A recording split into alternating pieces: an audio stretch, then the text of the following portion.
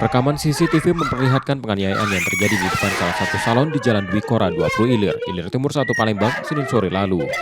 Dalam rekaman itu, pelaku mendatangi seorang perempuan yang belakangan diketahui kekasihnya VS hingga terjadi keributan.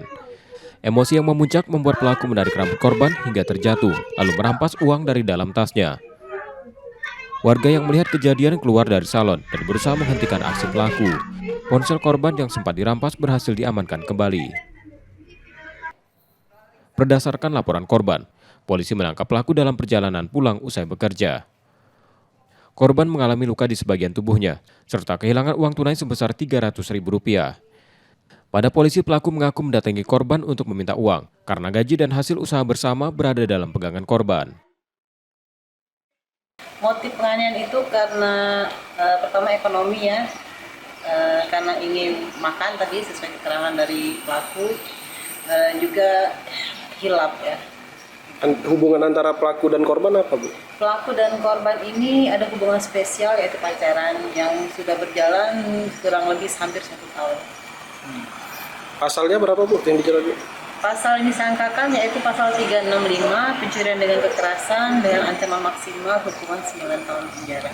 Itu diamankan oleh Unit Reskrim Polsek Inti 1 ketika selesai dari bekerja di rumah sakit swasta di Palembang.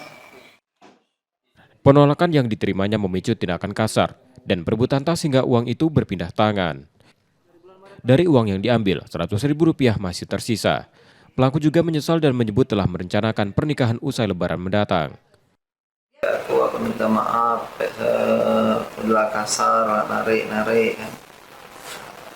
Dari hati yang paling dalam itu memang terbawa emosi. Sekali lagi aku minta maaf dengan keluarganya juga, aku mau bapaknya. Sudah ada rencana untuk menikah? Ya kemarin aku dengan dia nak nikah habis Lebaran. Sekarang? Untuk sekarang masih dijalani dulu kan, karena ada masalah ini. Masih tetap nikah tak dengan dia? Untuk nikah dengan dia tergantung dia yang dia nikah, ya sudah kita nikah. Kamunya Masih cinta kamu? iya.